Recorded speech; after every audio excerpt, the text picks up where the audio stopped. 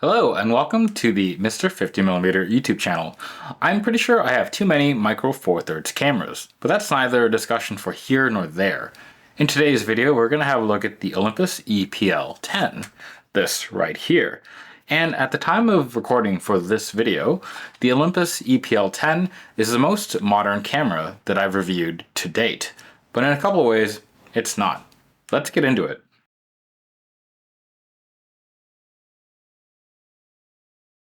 What is the Olympus E-PL10? Well, this is it right here. It is an entry-level mirrorless camera introduced by Olympus in November of 2019, months before Olympus bowed out of the camera industry and sold its camera business to JIP, Japan Industrial Partners.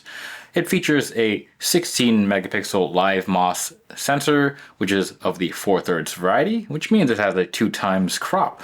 Autofocus on this camera is contrast detect only, and it can shoot for up to 8.6 frames per second. And it can switch between electrical or electronic shutter. The E-PL10 also adds the ability, or has the ability, to shoot 4K video, which we'll have a look at a little bit later. And the camera uses SD card slots as its storage media. Battery life is rated at 350 CIPA rated shots. And with the battery, this camera weighs in at 380 grams. Basically nothing if you've seen my other cameras that I shoot with. All the way back in the before times of 2019, this camera came in at $599 US, or roughly $736 in the after times money, or about 1,020 Canadian buckaroos. For a complete list of the specs, I'll post a link to the Olympus or OM Systems E-PL10 page in the description below.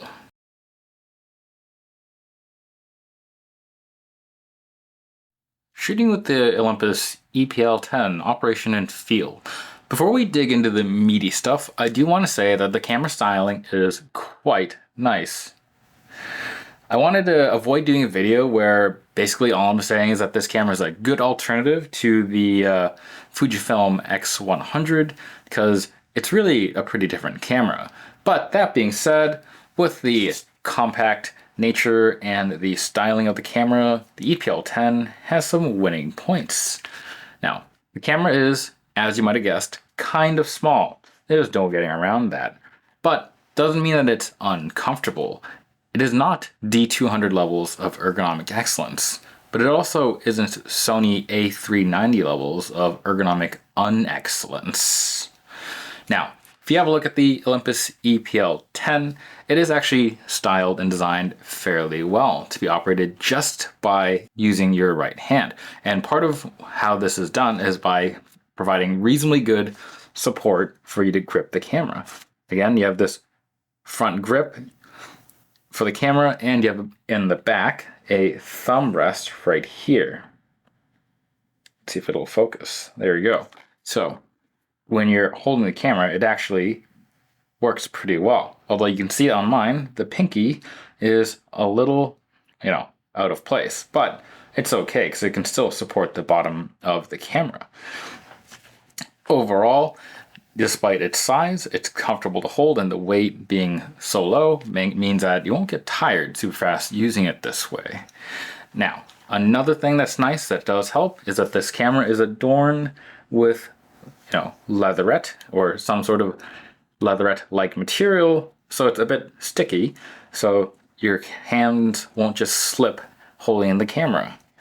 Now, I do want to say the size probably won't be that good if your hands are a lot bigger than mine. I don't have super huge hands, but if you have large hands or big thick digits, this might not be the camera for you, as the buttons and controls on the back are quite small.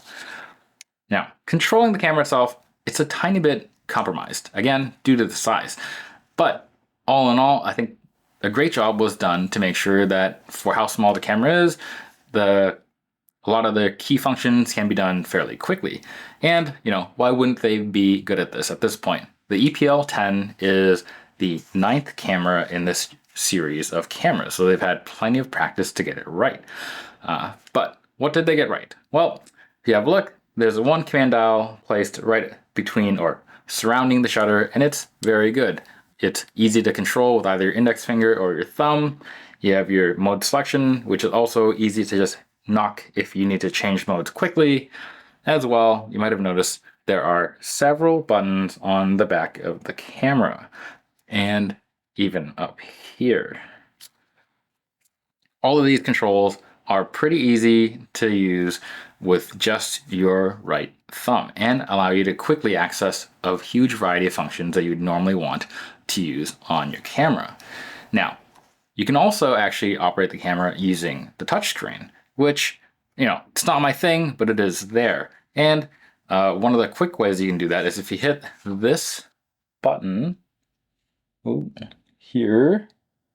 Will it focus? There you go. Your menu here, and you can manipulate and touch things. Again, not the way that I like to do it, but the option is there. You might notice it also features some of Olympus's live composition and live bulb modes. And if you're into shooting things like long exposures, this is quite a useful feature. Just wanted to toss it out there. Now, the only control on the camera that is left-handed is the flash. And there it is. On the topic of the flash, basically it's just unlatching a button on, or unlatching the flash from its slot. It isn't spring-loaded, so it just pops up. But one nice thing about this particular design is that it can actually be aimed upwards. You can use it as a very quick bounce flash.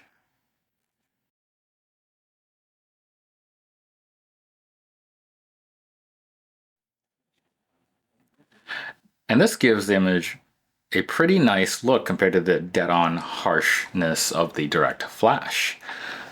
Now, generally, this camera, pretty solid, but there are a couple things that, are a bit of some niggles. First being that, again, if you have chunky fingers, these tiny buttons might be frustrating to use. Now, even on my hand, which is not particularly big, it is sometimes a bit annoying. Another thing that I don't particularly care for is the on-off button that is right here. And honestly, as much as I like the blue LED of on-ness, I would have preferred a switch. That's just me. Another thing, though, that is maybe a little more impactful is the record button. It is nice that it's there. It's right here. But what is not nice is that if you're just trying to shoot a quick video clip and you're not in the movie mode and you hit the record, it will basically record in any mode that's not 4K. So you can't just tap the record and expect it to shoot 4K video. If you wanted to shoot 4K, the only time that option becomes available is if you go into your video shooting mode and then hit your record, or check your shooting settings. The 4K mode shows up there, but not if you're using, say, aperture priority, shutter priority, or manual. For some reason, if you do that, you only get the option for your 1080p mode. So let's have a quick look. Here we go. So I'm currently in aperture priority, as you can see. And I've navigated to the quick menu where I have the ability to look at my shooting options. And if you can have a look, 4K is not there. But if we roll to our movie mode, which I'm now in, you will all of a sudden have 4K as an option presented to you right there. Kind of weird. Don't really like that. Now, another thing that I don't super like, or has to be my favorite thing, is Olympus menus. They are all right at best. Generally, I'll just try to stay out of it. And yeah, if I don't have to use it, I won't go into it. But this particular camera, and I think some of the other EPL series cameras, do something that kind of annoys me. Basically, if you go into the menu and you linger for a bit, it kind of goes into newbie mode, and a window will pop up giving you a description of whatever you're currently on, whatever option you're on. And basically, it will do this for everything that you scroll to in menu. And it won't go away until you close the menu and open it up again, and then just like operate quickly, I guess. I'm not really sure. I don't know how to turn it off, and it's really annoying because basically when I'm trying to find stuff, sometimes it covers the window covers up the thing that I actually want to look for. If someone actually knows how to turn this off, let me know. I actually can't find that option in this menu, so it's kind of annoying.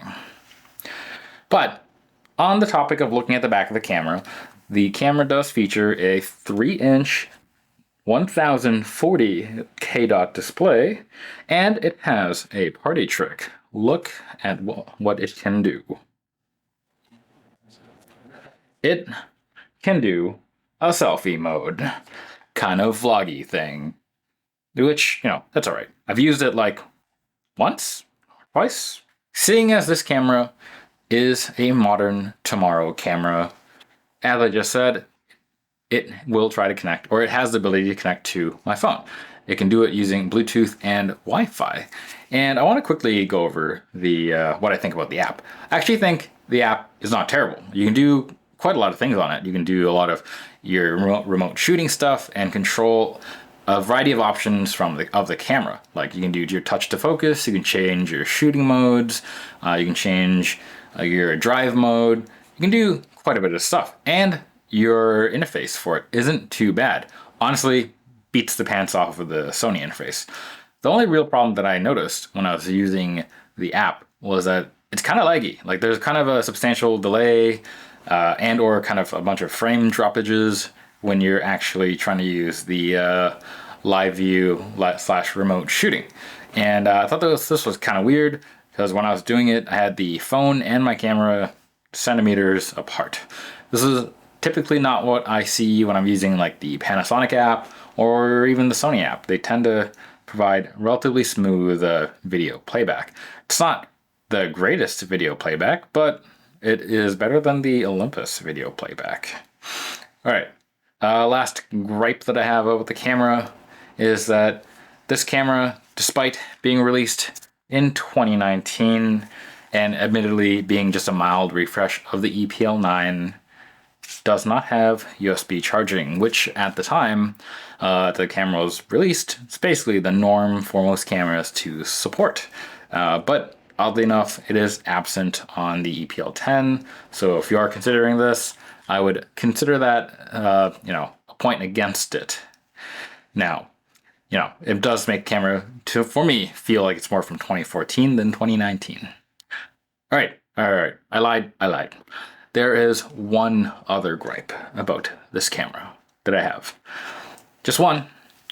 And that is that on older EPL and EP models, there used to be the smart connector thingy underneath the hot shoe. And what that did was give you the option to add an EVF. I know it would have added bulk, but on this camera, it is just gone. It no longer supports an EVF attachment.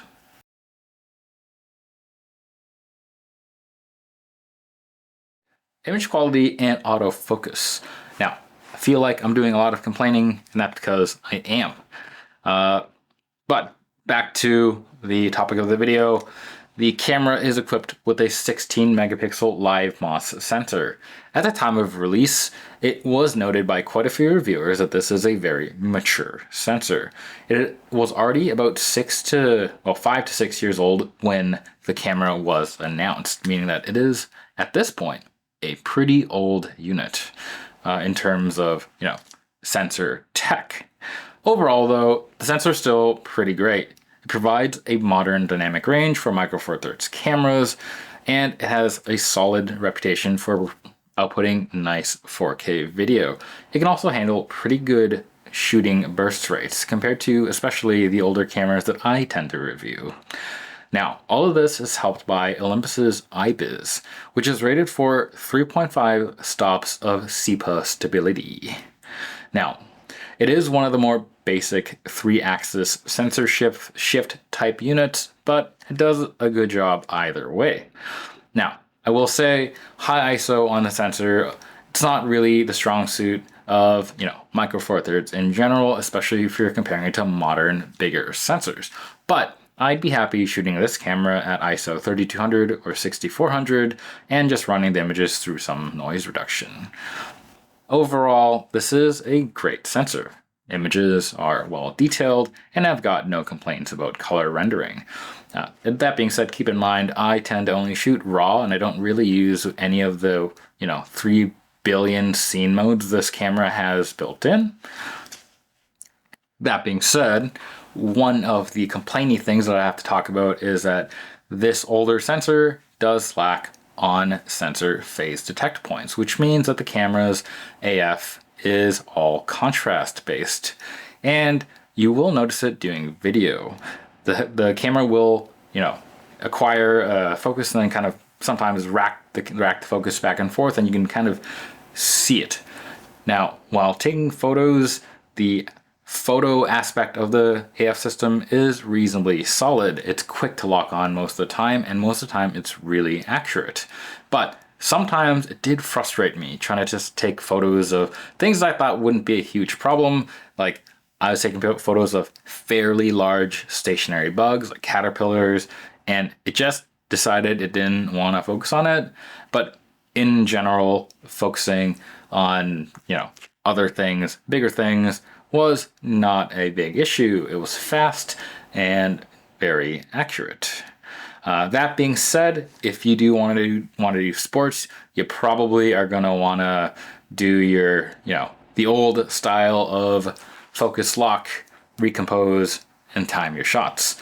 The tracking on this, even again in stills, I did notice that when I was just doing a fairly simple continuous tracking and moving the camera forward and back, that it would constantly rack the focus quite a bit and not really track super well, even though this camera can do a solid 8 frames per second. Speaking of that, let's have a listen to that in the mechanical shutter mode. I'm not going to do the E-shutter mode because that makes no sound.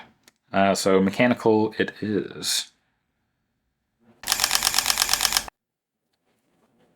There we go. Now, I'm a bit indifferent about the mirrorless shutter sounds. The flippy mirror kind of really helps give that sound a nice feel. That said, for a mirrorless camera, the mechanical shutter on this is pretty quiet. It's not too bad. So it's pretty stealthy, and you might not need to use the E-shutter. But if you do want total silence, E-shutter is the way to go. That being said, you will probably want to be careful with the rolling shutter, as again, older sensor, not the world's quickest readout.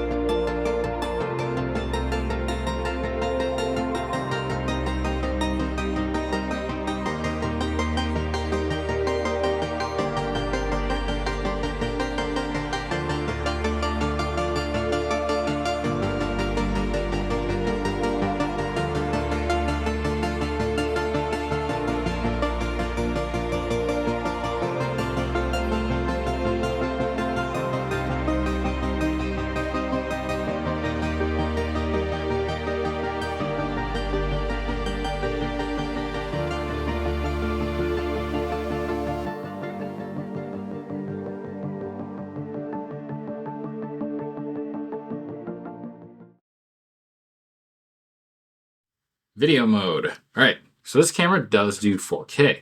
Now, I tried to actually do the remote shooting with this camera, and for some reason, when I tried to do that, it kicked the video quality down to 1080p, which was very confusing, because in this case, I did have it on the dedicated video record mode, but I don't know, couldn't figure it out. So what I ended up doing was that I framed up my background and then hit the record button, ran back to my seat, and hopefully this looks all right, because right now it's on mounted on my tripod and I can't really flip the screen upside down to check because there's a tripod in the way. But hopefully I'm broadly in the center of the box here, and you know, it looks all right. But I just wanted to say that's kind of a weird thing for the camera to do. Anyways, hopefully it looks all right. Hopefully it sounds all right, because I'm using the E-PL10's built-in mic, because it doesn't have a mic jack. So we'll hear what that's like. And additionally, the 4K, it's, you know, it's normal UHD. It's not DCI like you get on the Panasonics. Again, hopefully it looks all right. And with that, let's also look at some other video samples that are not my face.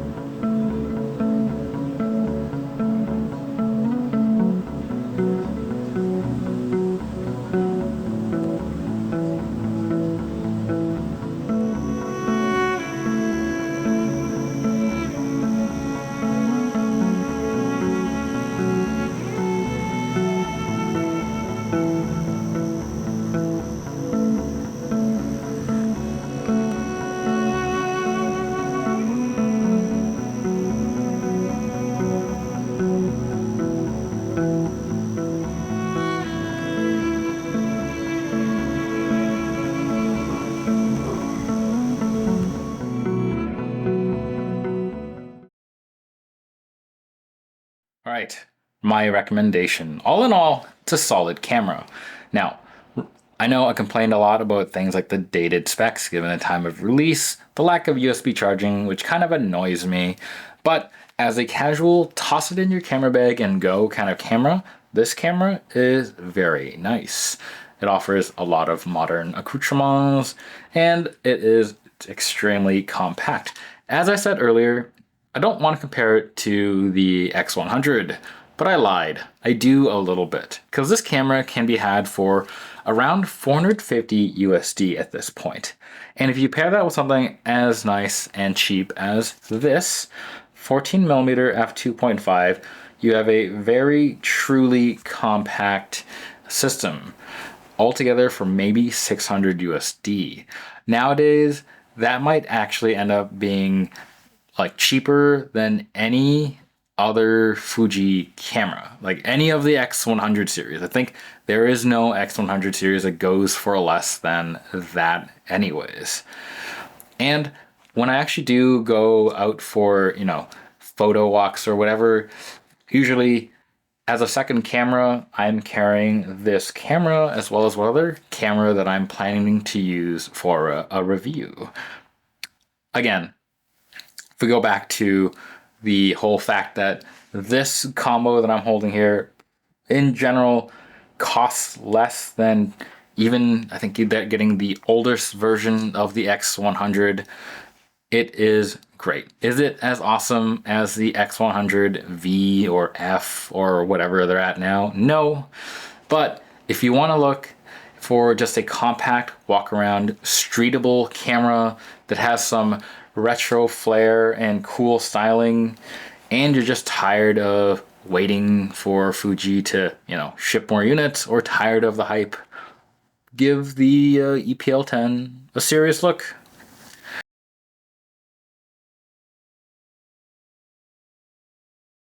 Conclusion. Well, anyways, that is my take on the E-PL10. If you remember from one of my rambling videos, I mentioned that I had this camera sold to me as part of a bundle. I mainly got it so I could get more micro four thirds lenses.